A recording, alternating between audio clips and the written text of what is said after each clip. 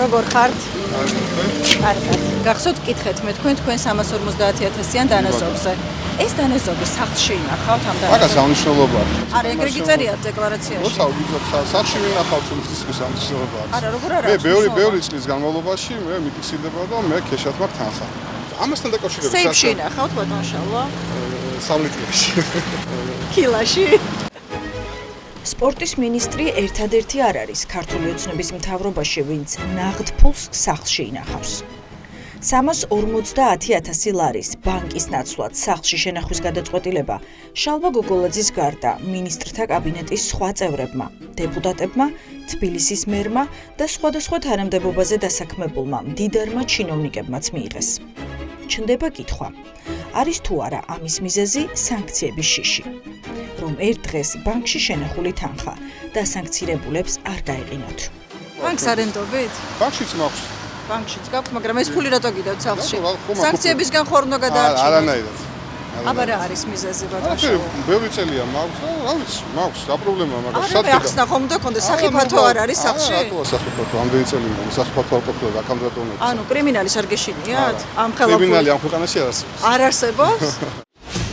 ეს მსოფლიოში ცნობილი პორტალი Open Sanction-ია, ანუ საერთაშორისო მონაცემთა ბაზა, რომელიც აგროვებს ინფორმაციას იმ პირებისა და კომპანიების შესახებ, ვინც უკვე დაასანქცირეს ან პოლიტიკურად აქტიურ პირად ითვლება. მარტივად რომ ვთქვათ, ეს არის საძიებო სისტემა ფინანსური და პოლიტიკური რისკების შესამოწმებლად. შალვა გოგოლაძე და მისი კოლეგა მინისტრები აქ უკვე იძებნებიან. ამ მონაცემებით ხელმძღვანელობენ ბანკები და ფინანსური ინსტიტუტები. სანქციების შიში, რომ ქართულ ოცნებაში სულ უფრო ახალ მასშტაბზე გადის, დღეს ამ ამბავს გიყვებით. ამ დროისთვის სავიზო და სამოგზაურო სანქცია ქართული ოცნების 250-მდე წარმომადგენელს აქვს დაკისრებული. სამოგზაურო სანქცია, რომელიც ევროკავშირის ქვეყნებმა ოცნების არაერთ ლიდერს და მინისტრს დაუწესეს, საბანკო ანგარიშების დაბლოკვას არ გულისხმობს, თუმცა ასეთი პირის მიმართ ყველა საბანკო სერვისი ან ფინანსური ტრანზაქცია ბევრად უფრო მეტ შემოწმებას გადის, ვიდრე რიგითი მოქალაქის შემთხვევაში. თანხა გერიცხებოდეთ ანგარიშზე და არჩიეთ, რომ შეგენახათ ნაღდი ფული. რატომ მიიღეთ ეს გადაწყვეტილება ბატონ კახა? ბანკს აღარენდობით? ხომ არა გვაქვს საქმე მაგალითად სანქციების შიშთან, რომ ეს ფული უფრო დაცული იყოს. კახაგულედანიც მინისტრია. საგანგებოდ გრიგოლი ლუაშვილისთვის შექმნილი სამინისტრო სწორედ მას ჩააბარეს. ინფრასტრუქტურა ჩამოშორებული უწყების პირველი პირი საკუთარი ხელით შევსებულ ქონებრივ დეკლარაციაში წერს, რომ 60.000 ამერიკული დოლარი ბანკიდან სახლში თავად წამოიღო და ნაღდი ფულის სახით შენახვა არჩია. მაქვს ესე იგი გარკვეული თანხა შეგროვებული და მინდოდა საცხოვრებელი პირობების გაუმჯობესება. რაღაც კონკრეტული შემოთავაზებაც ჰქონდა და ვისგანაც ვაპირებია მოძრავი ქონების შეძენას, მას ერჩია ნაღდი ფულით, რომ მომხდარიყო ანგარიშწორება.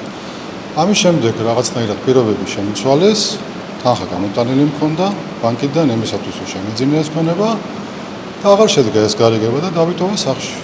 და სახლში გაქვთ ეს ფული ახლა? რა ვიცი, თუ გნებავთ მოგზავნეთ და კახაბერგულედანმა 60.000 დოლარიანი დანაზოგის ბანკიდან სახლში წამოღების შესახებ ბოლოს შევსებულ დეკლარაციაში 2025 წლის 30 მაისს ჩაწერა. მინისტრთან შემდგარი კომუნიკაცია კი ადასტურებს, რომ ფული ახლაც, თითქმის 1 წლის შემდეგაც ისევ გულედანის სახლში ინახება. ბანკიდან წამოღებული 60.000 დოლარი და კიდევ 15.000 ევრო. რატო აღარ დააბრუნეთ ბანკში ისე? არ ვიცი.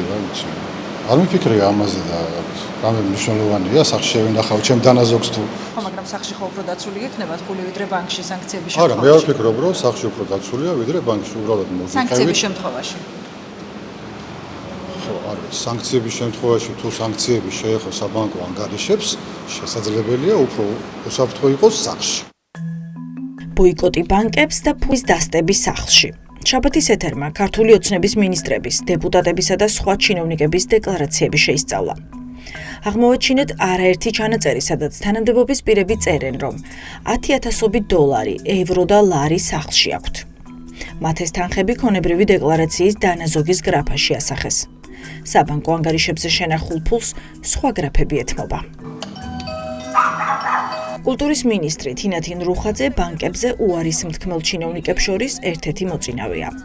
მანაც საკუთარი ხელით შეავსო დანაზოგის გრაფა და ჩაწერა, რომ სახლში $68,000 ინახავს. რატომ მიიღო ძვირადღირებული აქსესუარების მოყვარულმა მინისტრმა $200,000 ფალიაშვილზე ამ სახლში შენახვის გადაწყვეტილება? პასუხი კითხვაზე იმდენად რთული აღმოჩნდა, რომ 5 შაბათს 5 მარტს მთავრობის წევრი ჩვენს გამო სამსახურში უბრალოდ არ წავიდა. ქალბატონ თიკა, სამსახურში არ მიდიხართ? არ დადიან მინისტრები სამსახურში? 2 საათია უკვე. თინათინ რუხაძის სახლიდან მხოლოდ მინისტრის ძაღლმა გვეპასუხა. თავად ჩინოვნიკი თვალს სავარაუდოდ ვიდეო თვალთვალის სისტემის საშუალებით გვადევნებდა. სხვა სადარბაზოებზე კამერები ნაკლებად ჩანს, მაგრამ თიკა რუხაძის სადარბაზოში დავთვალეთ რამდენიმე კამერა და უშუალოდ არტყია ეს მინისტრის სახლს გარს, ერთი კართან, მეორე აი აქ კუთხეში, მესამე, მეოთხე, მეხუთე კამერა, მეექვსეს ვხედავთ აივანზე და მეშვიდე კამერა დგას ასევე კიდევ ერთ აივანზე, რომელიც უკვე ფალიაშვილის ქუჩაზე გადის. თინათინ რუხაძე Open Sanction-ის პორტალზე ყვითლად მონიშნული პოლიტიკოსია. მისი ძვირადღირებული შენაძენების და დიდი დანაზოგის შესახებ კულტურის სექტორის მაკონტროლებელმა ქალმა ჩვენთან მანამდეც ისაუბრა. ძალიან ტვინიანი ქალი ვარ, ბევრს შრომობ, 40 წელია უკვე შრომობ და პირველი დღე არ არის, რაც მაღალ ანაზღაურებაზე ვშრომობ. ახლა სათქმელი არაფერი აქვს. დღე მეორე, რომელიც თინათინ რუხაძის სახლთან გავატარეთ, კულტურის მინისტრის მდუმარებით დასრულდა. რუხაძე 6 მარტს აღარ გველოდა, ამიტომ მიიღო გადაწყვეტილება ჩვენგან, რაც შეიძლება მალე და რაც მთავარია უკომენტაროდ წასულიყო. გამარჯობა ქალბატონ თინათინ. არა და კითხვების დასმა ამ კუსტარულად შედუღებული აივნის საყრდენებზეც გვინდოდა. მისცემდნენ თუ არა მსგავსი კონსტრუქციის გაკეთების უფლებას შუაგულ ვაკეში სხვას, თიკა რუხაძის გარდა. გუშინ ჩემ გამოარწახვედით სამსახურში. თქვენს დეკლარაციაზე უნდა გკითხოთ ისევ. $68,000 სახლში ინახავთ ქალბატონ თინათინ. დუმარების სახლმა გაქვთ. ქართული ოცნების ლიდერებისთვის სანქციები რამდენიმე ეტაპად ამოქმედდა. პირველად იყო მოსამართლეების სანქცირება და მურუსიძე ჩინჩალაძე შენგელიას ჯგუფი.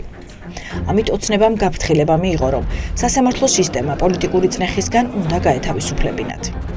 შემდეგ იყო ბიძინა ივანიშვილის რუსეთთან დამაკავშირებელი კაცის ოთარ ფარცხალაძისა და სხვა ფესვგადგმული პრორუსების სანქცირებაც. თუმცა, რადგან ოლიგარქის ხელისუფლებამ არც სასამართლო გაათავისუფლა პოლიტიკური წნეხისგან და არც რუსეთთან გაწყვიტა საიდუმლო კავშირები, დაასანქცირეს თავად ბიძინა ივანიშვილი. ამას დომინოს პრინციპით ქართული ოცნების საშუალო და მაღალი რგოლის ლიდერების სანქცირება მოჰყვა. გრაფიკულ გამოსახულებაზე თქვენ ახლა ყვითელი და წითელი კვადრატებით საერთაშორისო თანამეგობრობის მიერ ქართული ოცნების ლიდერებისთვის გამოტანილ ვერდიქტს უყურებთ. ყვითელი სამოგზაურო სანქციაა, წითელი ფინანსური, რაც ავტომატურად იწვევს ყველა საბანკო ანგარიშის გაყინვას და ფინანსურ იზოლაციას. კალაძე გაწითლებულიცაა და გაყვითლებულიც. რატომ კიდევ სახლში ქეშად ეს ფული? რა შეიძლება არ იყოს, მაგრამ რა მნიშვნელობა აქვს? თქვენ ჩაწერეთ მაგ დეკლარაციაში. მომენტში შეიძლება იყო, მაგრამ ეხლა შეიძლება არ არის. ბანკებს არ ენდობით თუ მიზეზი რა არის? რა ნიშნავს თქვენ ვინ გეკითხებათ ამას? მე რატომ მიდევს? სანქციების მოლოდინი ხო არ გაქვთ, რომ დაგახი გადარჩენას ხო არ ცდილობთ ფულის? რა მნიშვნელობა აქვს? თბილისის მერს სანქციების შემდეგ დიდი ოდენობით ნაღდი ფული სახლში გაუჩნდა. თავის დროზე ერთ-ერთი კომერციული ბანკის დამფუძნებელ და ახლა უკვე თბილისის მერ კალაძესაც როგორც ჩანს საბანკო სისტემის მიმართ უნდობლობა ან მოსალოდნელი სანქციების მიმართ შიში შემოეპარა, რადგან ქეშად სახლში შენახული საკმაოდ სოლიდური დანაზოგი კალაძის ბოლო დეკლარაციაში იწებნება. $50,000 და €70,000 თბილისის მერის, $65,000 და €45,000 კი კახა კალაძის ცოლის, ანა არიშიძის სახელის გასწვრივ. არ ვენდობი იმ კონკრეტულ ბანკებს, აგერ ივანიშვილის მაგალითი არის საუკეთესო. კი ბატონო, თქვენ ცელოდებით რაღაცა მსგავს და იცავთ თქვენს შეგვიძლია, ფულს, ხო? ნახეთ, ეს არ ჩვეულებრივად ყაჩაღობა, რაც ამ თქვენ ადამიანის ცელოდებით ბატონ კახა თუ რატომ ინახავთ ეგ არ სახლში არის თქვენი ფულს? საქმე, მე რას ველოდები გასო. ეგ რა თქვენი საქმე, მე რას ველოდები. ამდენ ფულს სახლში რატომ ინახავთ? ვინ გეკითხება თქვენ? 21 მაგა ჩიხლაძეს ვინ ეკითხება? მე ჟურნალისტი ვარ, თქვენ თბილისის მერი ხართ, დაგავიწყდათ ეგ არ არის მე თქვენი საქმე, მე რას ვინახავ სახლში. ბანკებს აღარ ენდობთ. როგორ ინახავთ ამდენ ფულს? რაში გაქვთ ჩალაგებული? ღარიბაშვილივით ჩემოდანში ბატონ კახა. მაკა. არა, საერთოდ არ მნერვიულობ, თქვენ ხელავთ თქვენს ფულზე და იმიტომ ინახავთ სახლში. თან ამბობენ, რომ სანქციები არ ადარდებთ, თუმცა ეს სანქციები მათ ქცევას და ცხოვრებას ფაქტია, რომ ცვლის. იყო დრო არც ისე შორეულ წარსულში, როდესაც კალაძე სხვანაირად ფიქრობდა. საერთოდ პრობლემას ვერ ხედავ, არც იმას ველოდები, რომ ვინმე იქნება დასანქცირებული. როგორი ტაქტიკით მოქმედებენ ევროკავშირი, შეერთებული შტატები და დიდი ბრიტანეთი ქართული ოცნების წინააღმდეგ სანქციების გამოყენებისას. მონაცემების ანალიზი აჩვენებს, რომ ეს არის ერთიანი სტრატეგია. ივანიშვილი თავის თავზე შეერთებულმა შტატებმა აიღო. ოცნების ძალოვნები, რომლებიც სრულ ფინანსურ ბლოკადაში აღმოჩნდნენ დიდმა ბრიტანეთმა. დეპუტატები კი ევროკავშირის ცალკეულმა ქვეყნებმა. იმის გამო, რომ საქართველოს საბანკო სექტორი ყოველთვის ჯერჯერობით გამართულად მუშაობს, არის სრულფასოვნად ინტეგრირებული საერთაშორისო სისტემაში და მათ ეშინიათ, რომ ნებისმიერ მომენტში თუ კი იქნება სანქციები, აუცილებლად ზუსტად იმავე პოზიციას დაიკავებენ ბანკები, რაც სხვა წინა შემთხვევებში ჰქონდათ და პრობლემა შეექმნება მათ დანაზოგს თუ რა ვიცი, შემოსავლებს თუ რასაც ახლა ცდილობენ რომ სახში შეინახონ. ანუ ერთადერთი შემთხვევა თუ წინამორბედი პრემიერივით ვინმე სახს გაუჩხერთ და ესე ამოიღებენ ფულს ამ შემთხვევაში დაკარგავენ, მაგრამ თუ პატიმრობა არ ემუქრებათ, მაშინ იქნებ გადაარჩინონ ქონება გამომდინარე იმ რეჟიმიდან, რომელსაც ემსახურებენ. მონაცემების დამუშავების დროს ჩვენ აღმოვაჩინეთ, რომ საბანკო სისტემას არც ყოფილი მთავარი პროკურორი და მოქმედი გენერალური აუდიტორი ენდობა. გიორგი გაბიტაშვილიც ნახთ ფულს ინახავს. მაღალი თანამდებობის პირი თავად ადეკლარირებს, რომ ქეშად სახლში 250,000 ლარი აქვს.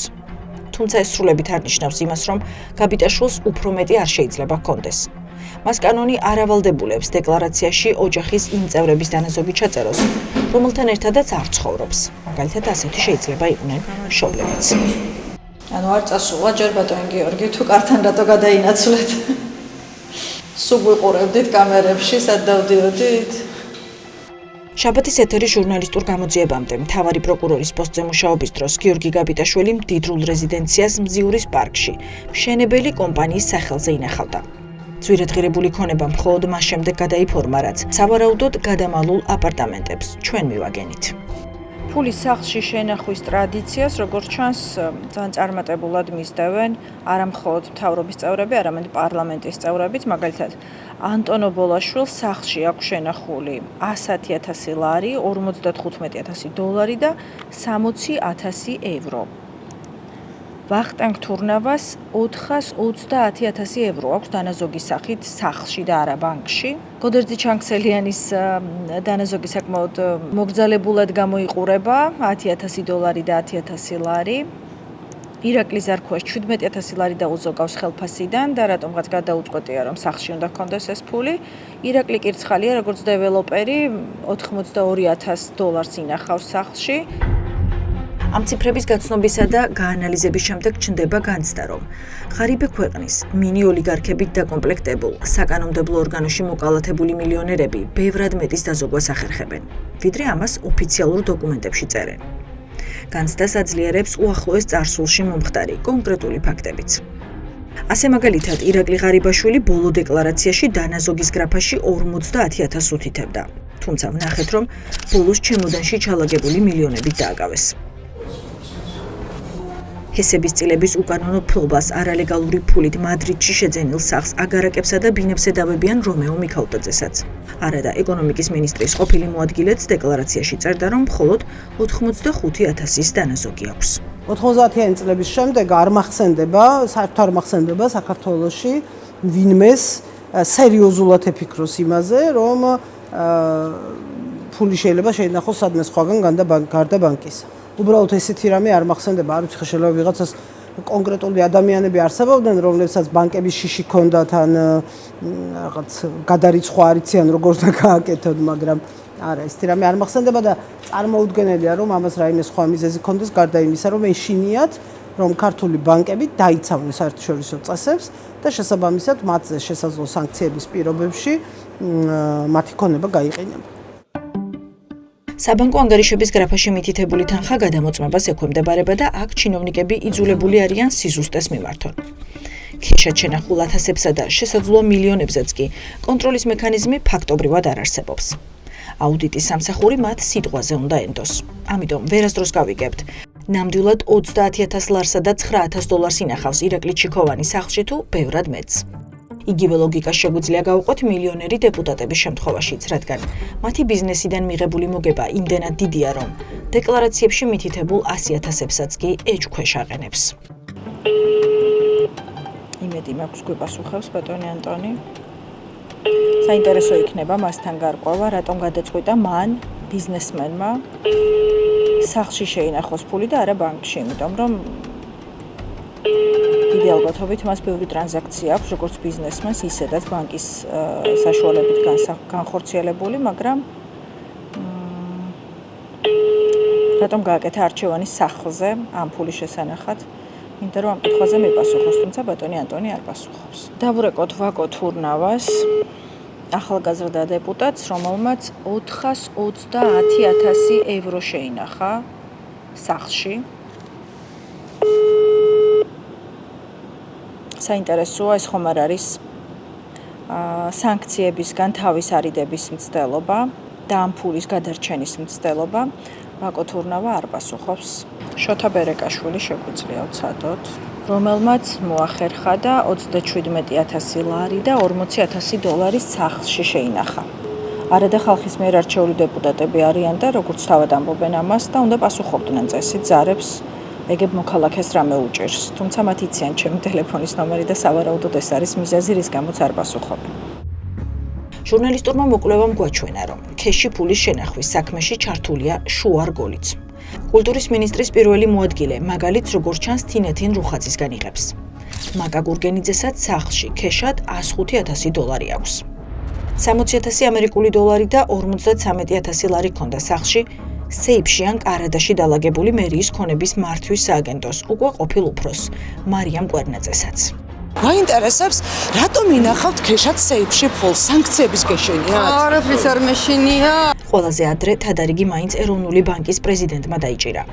ნათია თურნავამ 1.5 მილიონზე მეტის შესანახად არა რომელიმე ბანკის ანგარიში, არამედ პირადი სეიფი აირჩია.